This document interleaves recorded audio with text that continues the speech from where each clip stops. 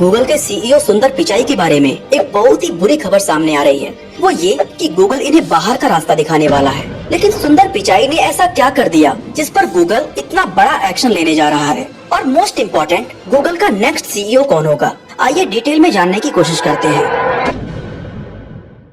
तो दोस्तों, जब से सुंदर पिचाई ने गूगल का कमान संभाला है, तब से इसके रेवेन्यू में बहुत ही ज्यादा बढ़ोतरी देखी गई है। 2015 में सुंदर पिचाई गूगल का सीईओ बने और उस समय इसका रेवेन्यू था अराउंड $74 बिलियन, जो 2023 में बढ़कर लगभग $305 बिलियन हो गया। वहीं 2015 में जहां इसका स्टॉक प्राइस $26 से $37 के बीच में था, वो अब $149 के पास पहुंच गया है। फिर सवाल आता है कि इतना प्रॉफिट दिलाने के बाद भी सुंदर पिचाई को कंपनी से निकाले जाने की बात क्यों चल रही है? साथ ही क्यों उन पर दबाव बनाया जा रहा है कि वो खुद इस कंपनी को छोड़ के चले जाएं? जानते हो इन्हें कंपनी से निकालना कौन चाहता है? वही इन्वेस्टर्स जिन्होंने सुंदर पिचाई की वजह से मैनीफोल्ड प्रॉफिट कमाया है। एंड ये काफी शॉकिंग बात है। इस पूरे मामले को जानने से पहले हमें ये समझना होगा कि सुंदर पिचाई को गूगल का सीईओ बनाया क्यों गया था। क्या इनमें वाकई कोई खास टैलेंट था या इसके पीछे कोई और ही वजह थी? सुंदर पिचाई के करियर की शुरुआत एक इंजीनियर एंड प्रोडक्ट मैनेजर के रूप में सिलिकॉन वैली के एक सेमीकंडक्टर मैन्युफैक्चरिंग कंपनी के अंदर होती है। इसके बाद ये मैकेंसी कंपनी में एज ए कंसल्टेंट काम करने लगते हैं। एंड फिर आता है साल 2004, जहां से इनका सफर गूगल में शुरू होता है। गूगल टूल बार के प्रोडक्ट मैनेजमेंट के लिए ये एज ए वाइस प्रेसिडेंट काम करने लगे। इस दौरान इन्होंने महसूस किया कि उनका टूल बार अपने एंड की तरफ बढ़ रहा है और बदलते टेक इनोवेशंस की वजह से कुछ समय बाद लोग इसका यूज करना बंद कर देंगे। ऐसे में इन्होंने गूगल के को-फाउंडर सर्गी ब्रिन और लैरी पेज को कन्विंस किया कि क्यों ना हम खुद का एक अलग ब्राउजर डेवलप करें जो मार्केट में अवेलेबल अदर ब्राउजर से ज्यादा यूजर फ्रेंडली हो। सुंदर पिचाई के इसी आइडिया के बाद 2008 में गूगल क्रोम को लॉन्च किया गया था, जिसने मैसिव सक्सेस देखी और कुछ ही समय में फायरफॉक्स एंड इंटरनेट एक्सप्लोरर को पीछे छोड़ते हुए गूगल क्रोम वर्ल्ड का नंबर 1 ब्राउजर बन गया। पर क्या यही पूरी सच्चाई है? बिल्कुल नहीं। असल में ये कहानी सुंदर पिचाई की साइड से बताई गई है, जबकि दूसरी साइड की स्टोरी इससे बहुत अलग है। कमाल की बात तो ये है कि सुंदर पिचाई के इन सभी कंट्रीब्यूशंस का इनके सीईओ बनने से कोई लेना देना था ही नहीं। तो फिर इन्हें इतनी बड़ी पोजीशन किस बेसिस पर सौंपी गई थी? दोस्तों, इस पूरे स्टोरी में इतने ट्विस्ट हैं कि इस पर एक पूरी मूवी बनाई जा सकती है। इस पूरी कहानी को समझने के लिए हम उस वक्त में पीछे चलते हैं जब सुंदर पिचाई को गूगल ने हायर किया था। उस समय गूगल के सीईओ थे एरिक स्मिथ, जो कि ना तो इस कंपनी के फाउंडर थे और ना ही उन्होंने पहले कभी गूगल में काम किया था। लेकिन फिर भी इन्हें सीईओ जैसा बड़ा पद सौंप दिया गया। जानते हैं क्यों? क्योंकि कंपनी के शेयर होल्डर्स यही चाहते थे। वो चाहते थे कि एरिक स्मिथ गूगल के को founders Larry page and सर्गी Brin को अपने कंट्रोल में रखें।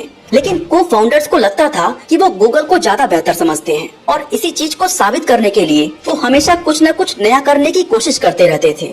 इन्हीं कोशिशों में से एक था जीमेल, जिसे 1 अप्रैल 2004 को लॉन्च किया गया था। और आप लोगों में से शायद बहुत ही कम लोगों को पता होगा कि सुंदर पिचाई का गूगल में इसी दिन इंटरव्यू हुआ था। लैरी और सर्गी दुनिया के सामने ये प्रूव करना चाहते थे कि गूगल सर्च इंजन से कहीं ज्यादा बड़ा हो सकता है और जीमेल उनके मिशन का फर्स्ट अटेम्प्ट था। इसके बाद उन्होंने एंड्रॉयड, यूट्यूब और गूगल मैप्स को एक्वायर कर लिया। लेकिन कई बार ऐसा होता था कि लैरी और सर्गी एरिक को इन एक्विजिशंस के बारे में भनक भी नहीं लगने देते थे। खैर, ये सारे ही एक्विजिशंस बहुत ही कमाल की थी और इससे कंपनी को काफी प्रॉफिट भी हुआ। साथ ही इन दोनों फाउंडर्स का मानना था कि उनके लिए ब्राउजर मार्केट में एंटर करना एक बेटर अपॉर्चुनिटी हो सकता है, क्योंकि इसके जरिए वो गूगल की सर्विसेज एंड प्रोडक्ट्स को अपने ब्राउजर के अंदर ज्यादा प्रायोरिटी दे सकते हैं, जिससे लोग जब उनके ब्राउजर का यूज कर रहे होंगे तो उनसे जुड़े बाकी के प्रोडक्ट्स जैसे कि गूगल मीट, डॉक्स या शीट्स का भी यूज करेंगे। इस तरह से अपने ब्राउजर के जरिए गूगल अपने इकोसिस्टम को बहुत ही आसानी से प्रमोट कर सकता था। हालांकि एरिक स्मिथ इस आइडिया से एग्री नहीं करते थे,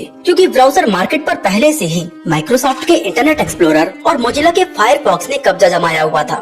ऐसे में उन्हें कम्पीट करने के लिए बहुत ज्यादा रिसोर्सेज की जरूरत थी। साथ ही इसकी कोई गारंटी भी नहीं थी कि कंपनी का ये प्रोडक्ट सक्सेसफुल होगा ही। इसके अलावा एरिक का मानना था कि अलग अलग मार्केट में डाइवर्सिफाई करने की जगह गूगल को अपने कोर बिजनेस पर ध्यान देना चाहिए। अपनी इन्हीं विचारों की वजह से एरिक ने कई सालों तक लैरी और सर्गी को रोके रखा।